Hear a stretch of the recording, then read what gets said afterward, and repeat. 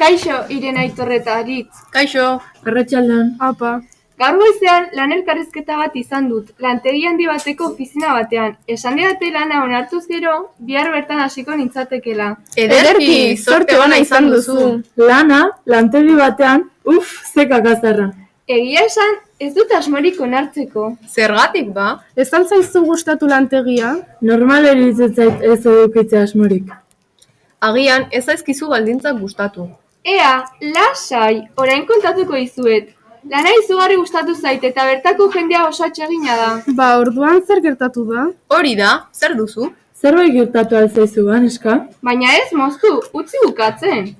Ea, soldataren kontuan komplikatua da. Esan didate neskek 1000 euro kobratzen dituzera. Nola? 1000 euro bakarrik. Hori oso gutxi da? Kar, haze lana.